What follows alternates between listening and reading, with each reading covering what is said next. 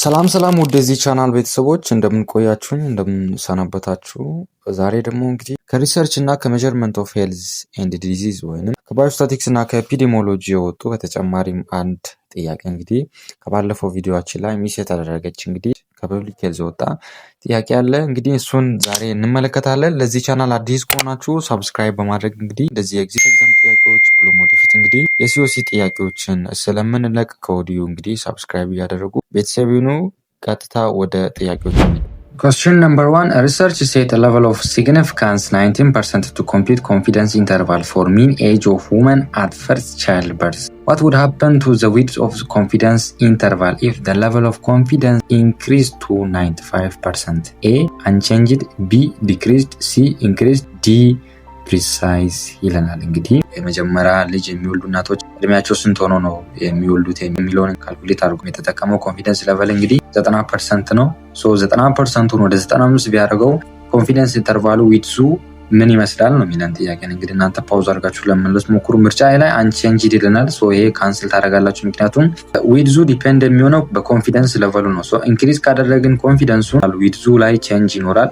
አንቼንጅድ የሚለውን ካንስል ታደርጋላችሁ። ምርጫ ቢ ላይ ዲክሪዝድ ይለናል። ኮንፊደንሱን ኢንክሪዝ ካደረግን እንግዲህ ኢንተርቫሉን የሚያሳንስብን ነገር አይኖርም፣ በጣም እንደውም ዋይድ ያደርገዋል ማለት ነው። ስለዚህ ዲክሪዝድ የሚለውን ካንስል ታደርጋላችሁ። ምርጫ ኢንክሪዝድ ይለናል። ይሄ እንግዲህ ትክክለኛ መልሳችን ነው፣ ምክንያቱም ሃየር ኮንፊደንስ ሌቨል ባለው ቁጥር እንግዲህ ሰርቴኒቲው ከፍ ያለ ወይንም ትሩ ሚኑን እንግዲህ በነዛ ኢንተርቫል ውስጥ የማግኘት እድላችን ከፍ ያለ ይመጣል ማለት ነው። ስለዚህ ኢንተርቫሉ ምን ይሆናል ማለት ነው? ዋይድ ይሆናል ማለት ነው።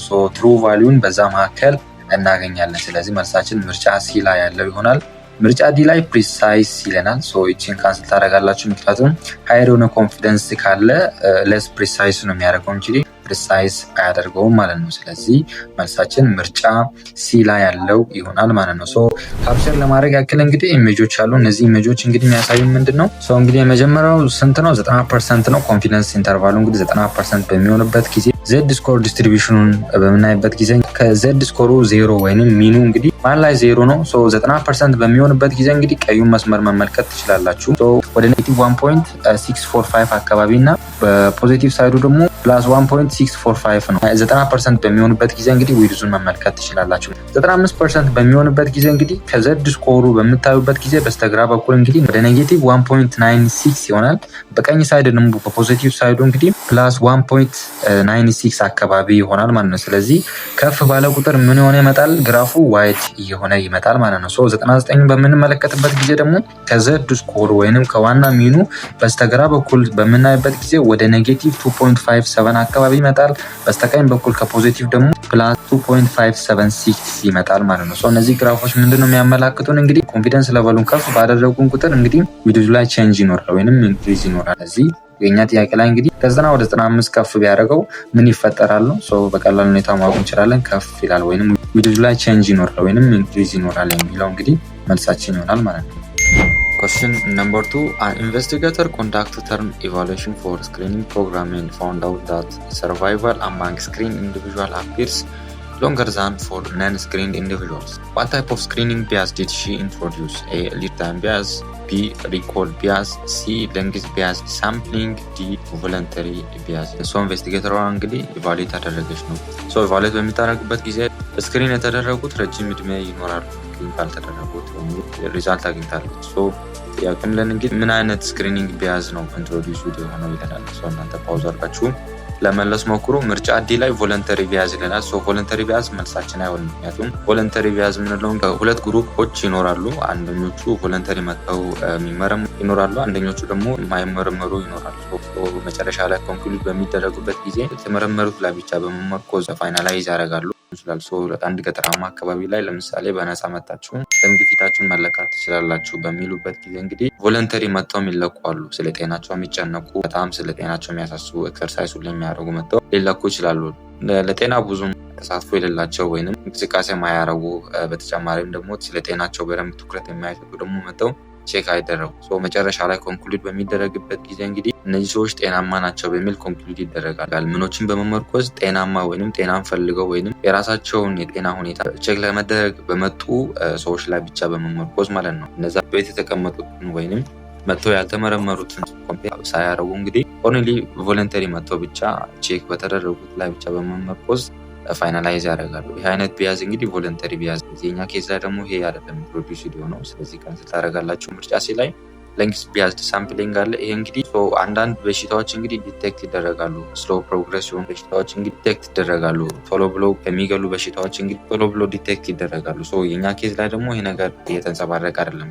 this type of ሳምፕሊንግ እንግዲህ ሌንግዝ ቢያዝድ ሳምፕሊንግ እንላለን።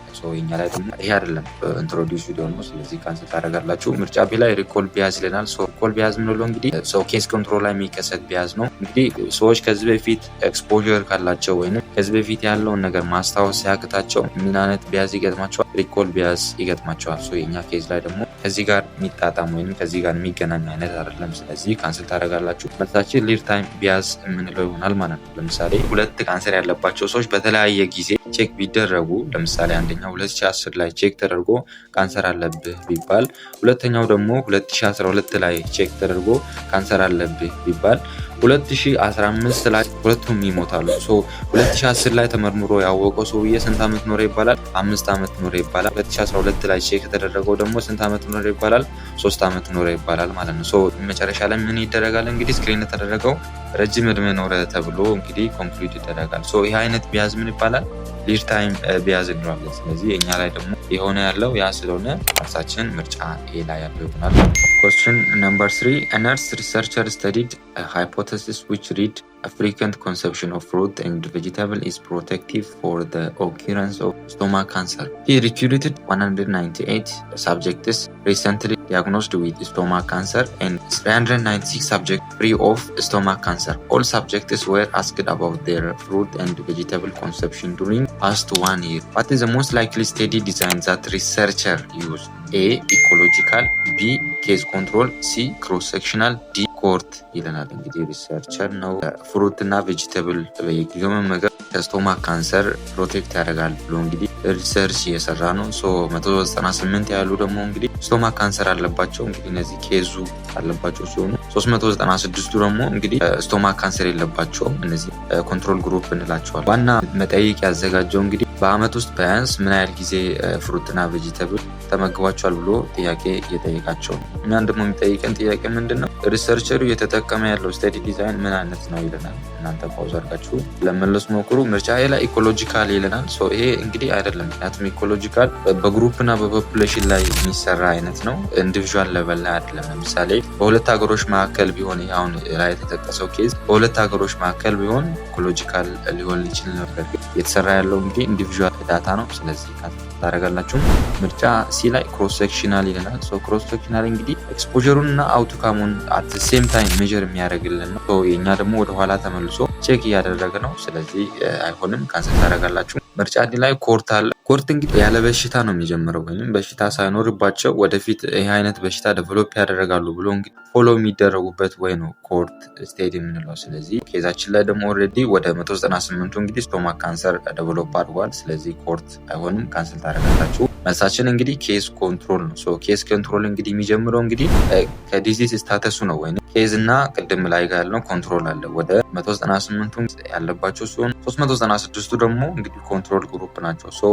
ኬዝ ኮንትሮል የሚጀምረው ዲዚዝ ስታተስ ካለባቸው ነው ማለት ነው። ወደኋላ ተመልሶ እንግዲህ መች ነው ኤክስፖዠሩ ያጋጠማቸው የሚለውን ነገር የሚያጠና ስቴዲ አይነት ነው ኬዝ ኮንትሮል የምንለው። ስለዚህ ሪሰርቸሩ እያደረገ ያለው ያን ነው።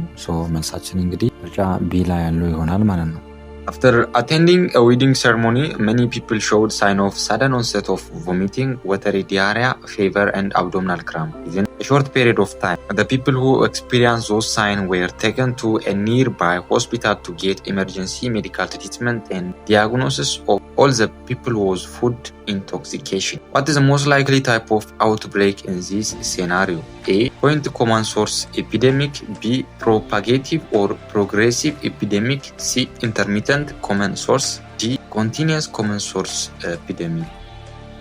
ዌዲንግ ሰርሞኒ ላይ ናቸው፣ ሰርግ ላይ ናቸው። እንግዲህ ሳደንሊ እንግዲህ ቮሚቲንግ፣ ወተሪ ዲያሪያ፣ ከፍተኛ የሆነ ትኩሳትና አብዶሚናል ክራምፕ ዴቨሎፕ አደረጉ።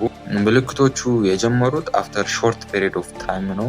ሁሉም ወደ ሆስፒታል ተወሰዱ። ቼክ በሚደረጉበት ጊዜ እንግዲህ ፉድ ኢንቶክሲኬሽን ወይም የምግብ መመረዝ ተብሎ እንግዲህ ዲያግኖስ ተደርጎ ነው። ጥያቄው ምን የትኛው ታይፕ ኦፍ እንግዲህ አውቶብሬክ ነው ይላል። እናንተ ፓውዝ አድርጋችሁ ለመመለስ ሞክሩ። መልሳችን እንግዲህ ምርጫ ኤ ላይ ያለው ፖይንት ኮመን ሶርስ ኤፒደሚክ የሚለው ይሆናል ማለት ነው። ምክንያቱም አፍተር ኤክስፖዠር ነው ዴቨሎፕ ያደረገው። ሁሉም ኤክስፖዝድ ሆኑ ከሲንግል ሶርስ። ስለዚህ ይሄ አይነት አውትብሬክ እንግዲህ የሚከሰተው በተመሳሳይ ጊዜና ከተመሳሳይ ሶርስ ነው ኤክስፖዠሩ የመጣው። ስለዚህ መልሳችን ፖይንት ኮመን ሶርስ ኤፒደሚክ ይሆናል ማለት ነው። ሲምፕተሞቹም ቶሎ ብሎ የመጡት እንግዲህ አፍተር ሲንግል ኤክስፖዠር ኋላ ነው። ፕላስ ደግሞ ሶርሱ ተመሳሳይ ነው። ስለዚህ መልሳችን ፖይንት ኮመን ሶርስ ኤፒደሚክ የሚለው ይሆናል ማለት ነው። ምርጫ ቢ ላይ ፕሮፓጌቲቭ ወይንም ፕሮግሬሲቭ ኤፒደሚክ ይለናል። ይሄ እንግዲህ ከሰው ወደ ሰው የሚተላለፉ በሽታዎች ናቸው። ከሰው ወደ ሰው በሚተላለፉበት ጊዜ የሚመጣ ታይፕ ኦፍ ኤፒደሚክ ነው። ይሄ ደግሞ ኢንክሪዝ የሚያደርገው ሳደንሊ ሳይሆን ቀስ በቀስ ከፍ ያለ የሚመጣ ነው። ፉድ ቦርን ሳይሆን ኮንታጂየስ ነው ማለት ነው። ስለዚህ እኛ ደግሞ ፉድ ቦርን ነው። ስለዚህ ካንስል ታደርጋላችሁ። ምርጫ ሲ ላይ ኢንተርሚተንት ኮመን ሶርስ ይለናል። ይሄ እንግዲህ ስሩ ኢንተርቫል ነው። ኢንተርቫሉ ደግሞ ኢሬጉላር የሆነ ኢንተርቫል ነው። አንድ ከፍ ይላል፣ አንድ ደግሞ ዝቅ ያለ የሚመጣ አይነት አውትብሬክ ከሆነ እንግዲህ ኢንተርሚተንት ኮመን ሶርስ እንላለን። የኛ ላይ እንግዲህ ሳደንሊ ነው ዴቨሎፕ ያደረጉት አት ሴም ታይም ነው አፍተር ኤክስፖዠር ዴቨሎፕ ያደረጉት። ከኛ ኬዝ ጋር አይመሳሰልም። ስለዚህ ካንስል ታደርጋላችሁ። ምርጫ ዲ ኮንቲኒየስ ኮመን ሶርስ ኤፒደሚክ ይለናል። ይሄ ደግሞ ኤክስፖዠሩ እንግዲህ ኮንቲኒየስ መሆን አለበት። በየቀኑ ወይም በየሳምንቱ ሊሆን ይገባል። ለምሳሌ ከውሃ ጋር በተገናኘ ሊሆን ይችላል። ኮንታሚኔትድ የሆነ ወተር በየቀኑና በየሳምንቱ ኤክስፖዠሩ ካለ እንግዲህ አውትብሬኩ ኮንቲኒየስ ኮመን ሶርስ ኤፒደሚክ እንላለን። የኛ ኬዝ ላይ እንግዲህ ኤክስፖዠሩ ሲንግል ኢቨንት ላይ ነው የተከሰተው። ስለዚህ ይህን ካንስል ታደርጋላችሁ። መልሳችን እንግዲህ ምርጫ ላይ ያለው ፖይንት ኮመን ሶርስ ኤፒደሚክ ይሆናል። Question number 5. A biostatics instructor wanted to assess the daily performance of nursing student and has given quizzes on different days. The result is distributed in descending order: 10, 9, 8.5, 8, 6, 7.5, 7, 7, 8, 6, 5.5, 5, 4, 4, 3, 3, and 2. What is the mean of student result in this case? A 6, B 8, C 5.5, D 7 ይላል። ፐርፎርማንሳቸውን ለማወቅ እንግዲህ ኪውዝ ይሰጣል። ኪውዙን እንግዲህ ዲሰንዲንግ ኦርደር አስቀምጥልናል። ሚኑ ስንት ነው ነው ሚን ለማግኘት እንዴት ነው ካልኩሌት የምታደርጉት? እንግዲህ ሁሉንም መደመር ነው አይደለ? ሁሉንም ደመራችሁ ለነምበር ኦፍ ስኮሩ ታካፍላላችሁ ማለት ነው። 10 ሲደመር 9 19 ይሆናል። 19 ሲደመር 8.5 27.5 27.5 ሲደመር 8 35.5 35.5 ሲደመር 6 41.5 41.5 ሲደመር 7.5 49 49 ሲደመር 7 56 እያላችሁ ሁሉንም ከደመራችኋል መጨረሻ ላይ ይመጣላችሁ ውጤት 103.5 ነው። ይሄ 103.5 ለስንት ታካፍላላችሁ? ለነምበር ኦፍ ስኮሩ ታካፍላላችሁ። በምትቆጥሩበት ጊዜ እንግዲህ ወደ ጎን 10 አለ፣ 9 አለ፣ 8.5 አለ። ወደ ጎን ስትቆጥሩ እንግዲህ ያንዳንዱ ቁጥር ምን ያህል ነው? 17 ነው። ስለዚህ 103.5 ደምራችሁ ያመጣችሁት ለ17 ታካፍላላችሁ። በምታካፍሉበት ጊዜ እንግዲህ የሆነ ቁጥር ታገኛላችሁ። ይህም ቁጥር እንግዲህ ምርጫ ኤ ላይ ያለው 6 ይሆናል ማለት ነው።